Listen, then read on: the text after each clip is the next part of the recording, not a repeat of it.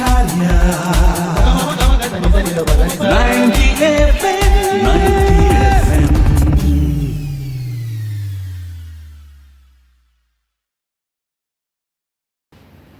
Hello hi नमस्ते listeners, मैं हूँ आरजे कोमल, आपकी दोस्त और इस शो की होस्ट। आप सभी का फिर से एक बार स्वागत करती हूँ। आप सुन रहे हो आचार्य 90 FM योर ओन रेडियो।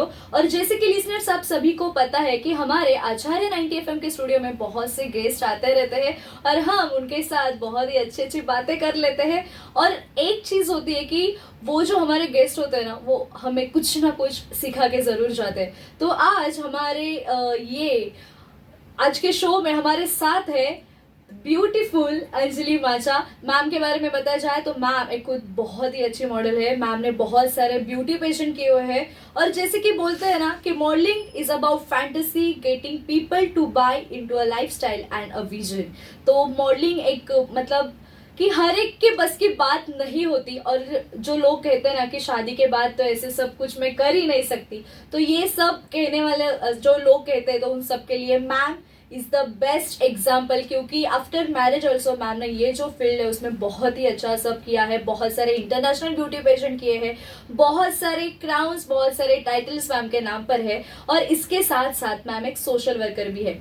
तो ये जो अलग अलग फील्ड है, एक मॉडलिंग और एक सोशल वर्कर, तो ये फील्ड में मैम की एंट्री कैसे हुई, मॉडलिंग के बारे में, मॉडलिंग में उनका करियर कैसे हुआ, ये सब हम मैम से आज जानने वाले हैं। तो Anjali ma'am, welcome to Acharya 90 FM।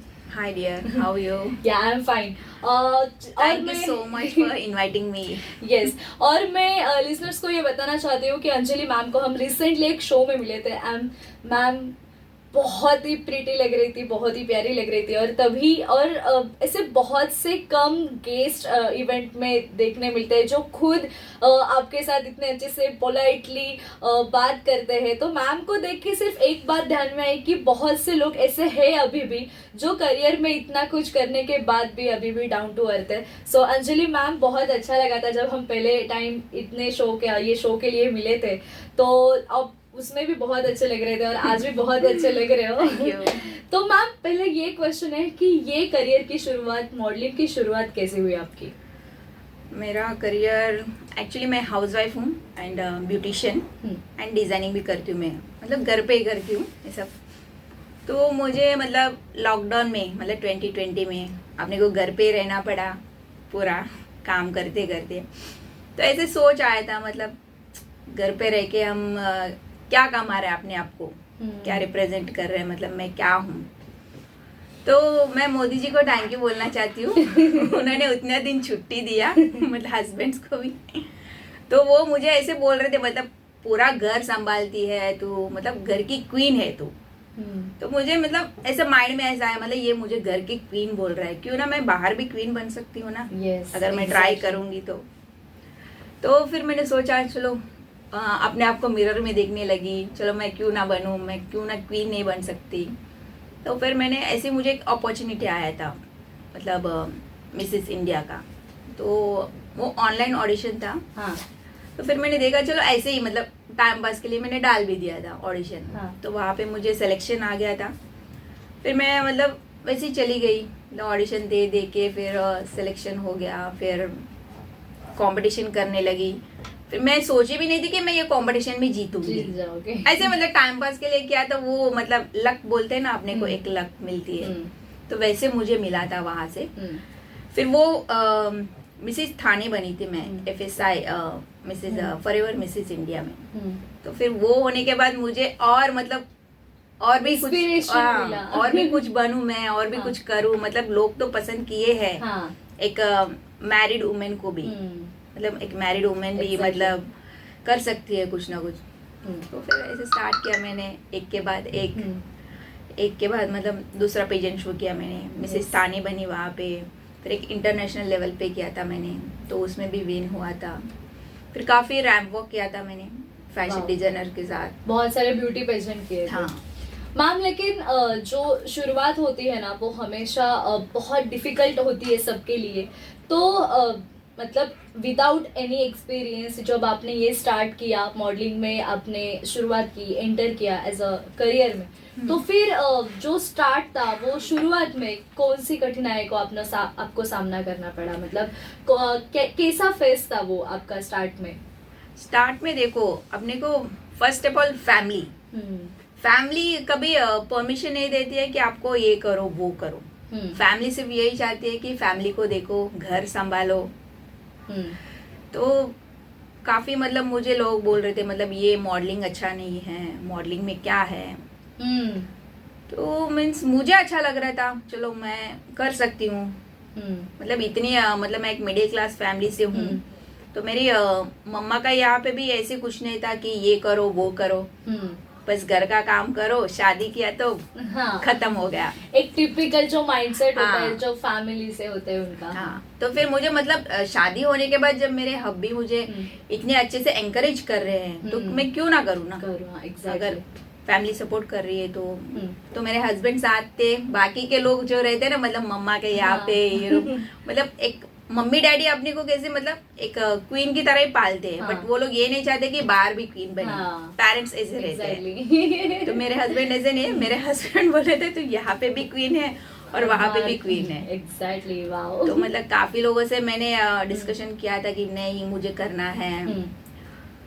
तो यस, मुझे लगता है ना कि आज हमें जो भी लिसनर्स है, जितने भी फीमेल्स है, वो हमें वुमेन कैटेगरी के जो भी है वो हमें सुन रहे ना, मैं उन्हें यही बताना चाहती हूँ कि एक्चुअली मैं थैंक्स टू आपके हस्बैंड को कहना चाहती हूँ कि इतना अच्छा सपोर्ट उन्होंने आपको किया है। बहुत बार जो फीमेल होती है, औरतें होती है, उनका करियर तो वहीं पे खत्म हो जाता है क्योंकि कोई हस्बैंड सपोर्ट नहीं करता है या फैमिली सपोर्ट नहीं करती है, यही खत्म हो जाता है उनका करियर। लेकिन टचवुड आपके फैमिली और आपके हस्बैंड आपको बहुत सपोर्ट मिल रहा है। लेकिन आपने जब फर्स्ट ब्यूटी पेजेंट किया एज अ मॉडल, कौन सी चीजें आपने नई नई सीखी, क्योंकि एक हाउसवाइफ से जो मॉडल का जो ये बीच में जो बहुत बड़ा रास्ता है वो आपने कैसे क्रॉस किया, कैसे पार किया? जब फर्स्ट मैंने एंट्री मारा था पुणे में, काफी मुझे ग्रूमिंग मिला था वहाँ पे। 1 महीने का ग्रूमिंग मिला था स्टार्टिंग से लेके। तो एक्चुअली क्या होता है ना, हाउसवाइफ में ना पेशेंस नहीं होता है। हाँ। जैसे घर का काम करते हैं ना फटाफट, तो यहाँ पे भी फटाफट हो जाए। तो मतलब एक ब्यूटी पेजेंट के लिए टाइम लगता है। मतलब वो लोग काफी रैंप वॉक सिखाते हैं, योगा करवाते हैं, मतलब अपने को फिटनेस के लिए। ये सब करने के बाद भी, सिखाने के बाद ही अपने को स्टेज पे चढ़ाते हैं। तो मैं सोच रही थी यार इतना 1 महीना गैप, इतना क्या सिखा रहे हैं हम लोगों को। तो पेशेंस नहीं था। तो मैंने मतलब ये इंडस्ट्री से काफी पेशेंस सीखा है मैंने। मतलब किस तरह से हमें साइलेंस रहना है, कहाँ पे अपने को वॉइस निकालना है, कहाँ पे साइलेंस रहना है, ये काफी सीखा है मैंने वहाँ से। यस, तो अच्छा लग रहा है अभी। Yes, definitely. और मैम मॉडलिंग की जब भी बात निकलती है तभी वहाँ पर ग्रूमिंग, जैसे कि आपने अभी कहा कि आपको 1 मंथ पूरा ट्रेनिंग दिया वहाँ पर, तो ये जो ग्रूमिंग है वो कितना ज्यादा इम्पोर्टेंट होता है? ग्रूमिंग में मोस्टली कौन सी चीजें सिखाई जाती है जो भी मॉडल्स वहाँ पर रहते हैं? काफी सिखाया जाता है वहाँ पे।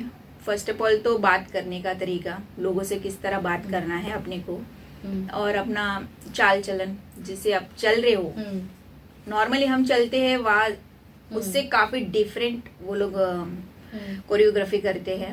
और फिटनेस तो कंपलसरी है। ऐसे तो मॉडलिंग में काफी सारे ऐसे पेजेंट शो होता है कि कुछ ओवरवेट भी रहता है, मिसेस कैटेगरी इसमें मतलब इतना देखे भी नहीं जाते, बट अपने को सिखाया जाता है कि मेंटेन रखो अपने आप को। एग्जैक्टली। और मैम थोड़ा अलग क्वेश्चन ये है कि जैसे कि अभी हमने कहा कि कोई कैटेगरी से स्पेसिफाई नहीं की जाती कि इतना वेट होना चाहिए, इतनी हाइट होनी चाहिए, लेकिन फिर भी लोगों का एक माइंडसेट बन चुका है कि अगर मॉडलिंग करनी है तो हाइट बड़ी होनी चाहिए, कमर पतली होनी चाहिए और मेरा रंग गोरा होना चाहिए। ये लोगों का माइंडसेट है, मतलब ये लोगों ने बना के रखा है कि ऐसा ही है तो मॉडलिंग कर सकती है।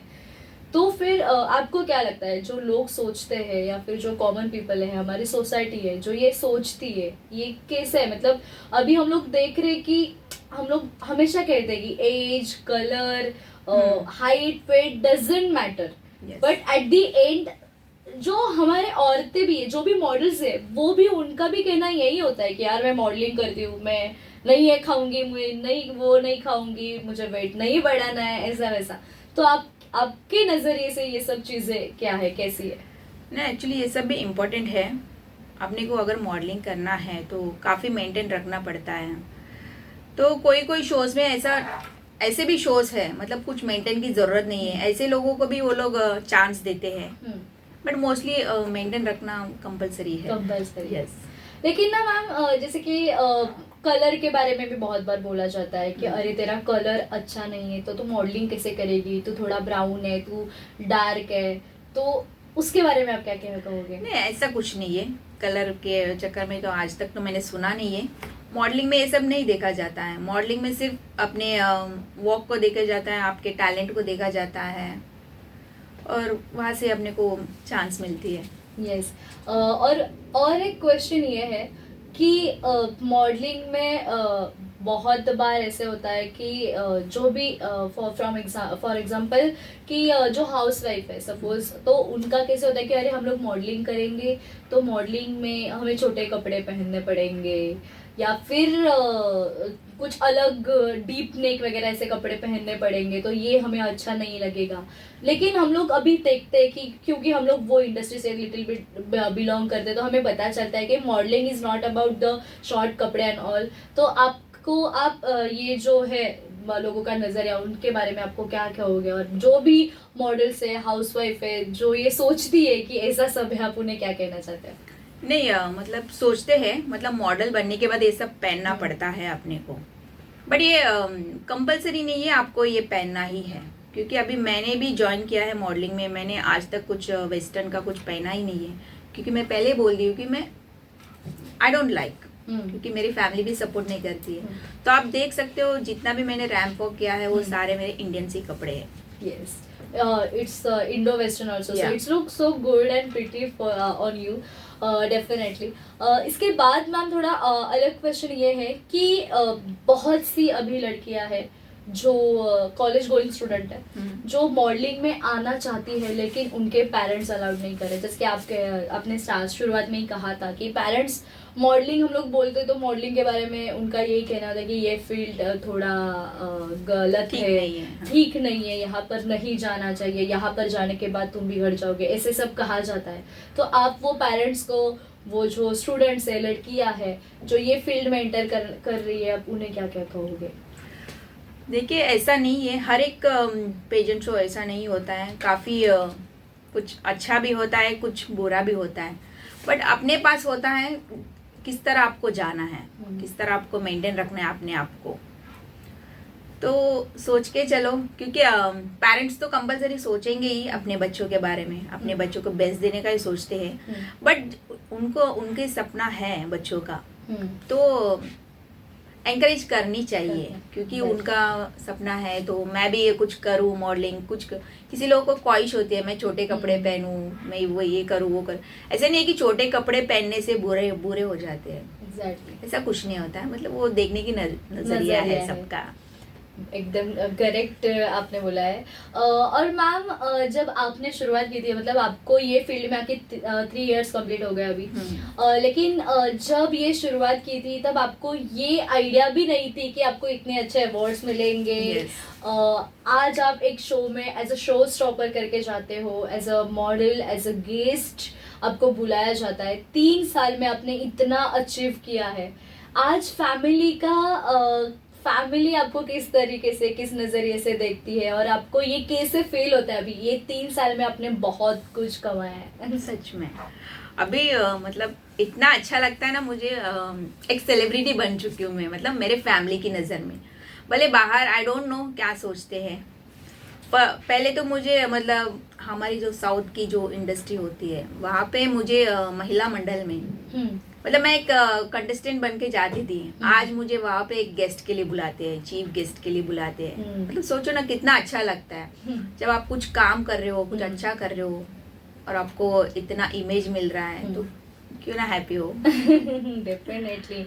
और मैम इसके बाद थोड़ा अलग क्वेश्चन ये है कि आप सोशल वर्कर भी हो, तो हाउस वाइफ से एक मॉडल बनना, मॉडल के बाद ऐसे सोशल वर्कर आप काम कर रहे हो, ये सोशल वर्कर की सोच आपके मन में कैसे आई? आप दी एनी फाउंडेशन के साथ भी जुड़े हुए हो, तो ये कैसे हुआ सब? क्या है ये? मतलब आप क्या बताना चाहोगे? एक्चुअली ना मैं मॉडलिंग के बाद मुझे काफ़ी ऑफर्स आए थे, मतलब गेस्ट के लिए, सोशल वर्क के लिए। तो बुलाया गया था मुझे गेस्ट के लिए, आ जाओ मैम। कुछ फाउंडेशन में जा चुकी थी तो वहाँ के लोग मुझे बोल रहे थे मैम आप मॉडलिंग हो, फेमस हो, तो आप सोशल वर्क करेंगे तो इसमें भी आपका अच्छे से होगा। तो मैंने ये नहीं सोचा था कि मैं सोशल वर्क कर पाऊंगी, बट अपने को जब अपने फैमिली में कुछ दुख होता है तो किसी का सपोर्ट नहीं मिलता है, अपने को कुछ क्या बोलते स्पॉन्सर नहीं मिलता है, तभी अपने को लगता है कि मतलब हम भी उस इंडस्ट्री में रहेंगे तो क्यों ना अपने को स्पॉन्सर क्यों नहीं मिलेगा।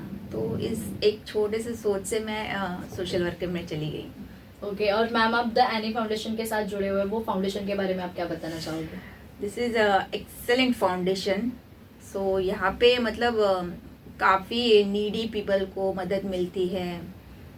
और आप हमसे पूछ लो। Yes yes. इसकी जानकारी मैम काफ़ी अच्छे से देगी। Yes yes definitely. और इसके साथ साथ मैम और एक क्वेश्चन थोड़ा अलग है कि मॉडलिंग में बहुत से मतलब शायद ये आपने भी फील किया होगा, क्योंकि हम बहुत से ब्यूटी पेजेंट देखते हैं, बहुत से रैम्प शोज देखते हैं। वहाँ पर क्या होता है ना कि अभी बहुत कंपटीशन बढ़ चुका है। हर एक डिस्ट्रिक्ट में अभी ब्यूटी पेजेंट होते हैं। मतलब जैसे कि पहले सिर्फ मुंबई में हुआ करते थे, अभी तो हम नवी मुंबई में आ रहे हैं, तो नवी मुंबई में बहुत जगह पर हो रहा है, ठाणे, कल्याण, प्रॉपर मुंबई में सब जगह पर हो रहे हैं। हालांकि गांव में भी, गांव के जो भी डिस्ट्रिक्ट है वहां पे भी अभी ऐसे शोज दिखाई दे रहे ब्यूटी पेजेंट।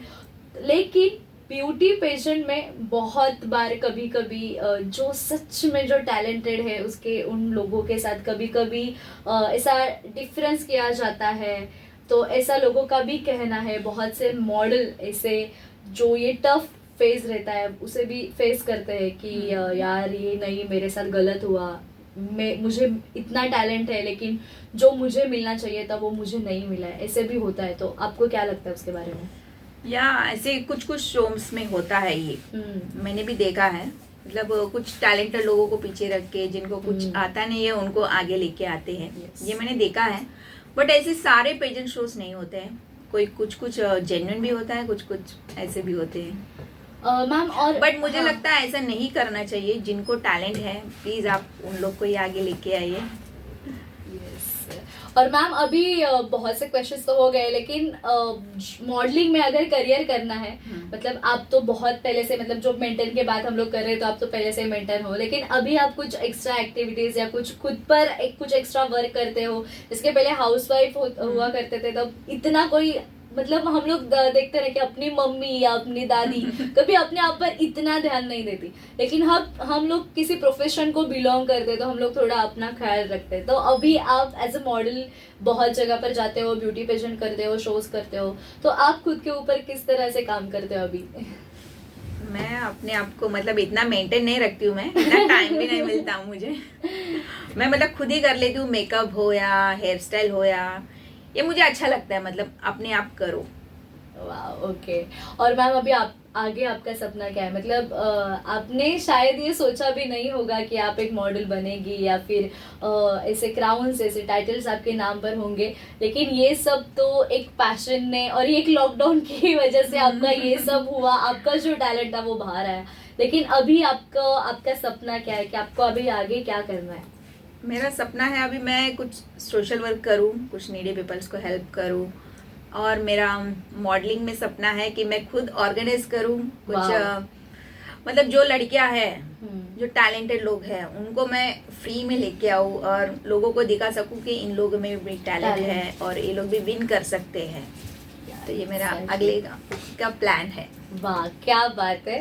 मतलब सच में बहुत से कम लोग होते हैं जो ये फील्ड में आके कुछ ऐसा सोचते हैं। बहुत से लोग हैं जो सिर्फ और सिर्फ पैसों के बारे में ही सोचते हैं और जस्ट फॉर मनी ये ऐसे शोज बहुत सारे जगह पर ऑर्गेनाइज किए जाते हैं। लेकिन मैम आपकी जो सोच है और पहले से ही आप सोशल वर्कर बन चुकी है तो बहुत सारे काम भी आपके अंडर हो रहे हैं ऐसे, तो ये बहुत ही अच्छी बात है। और डेफिनेटली हमें भी बहुत मजा आएगा जब खुद अंजलि माचा एक शो ऐसे ऑर्गेनाइज करेंगी।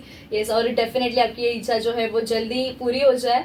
God bless you and thank you so much. आज आप यहाँ पर आई और हमारे साथ आचार्य 90 FM के स्टूडियो में हमारे साथ बहुत ही अच्छा जो भी चीज़ें थी आपने शेयर की। Thank you so much. Thank you dear, thank you so much. Yes तो लिसनर्स अंजलि माचा मैम के बारे में जैसे कि मैंने पहले ही कहा था, मैम एक मॉडल भी है, बहुत सारे ब्यूटी पेशेंट मैम ने किए हैं, इंटरनेशनल ब्यूटी पेशेंट भी किए हैं, बहुत सारे रैम्प शोज किए हैं और उसके साथ साथ एक as a model as a show stopper उन्होंने बहुत जगह पर परफॉर्म किया हुआ है।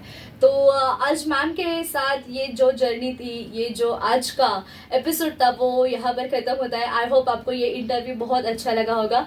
तो आप आपके जो रिव्यूज है हमें ज़रूर बताइएगा। हमारा कॉन्टैक्ट नंबर है 9167993399 और लिसनर्स कहीं जाइएगा मत, सुनते रहिए आचार्य 90 FM योर ओन रेडियो।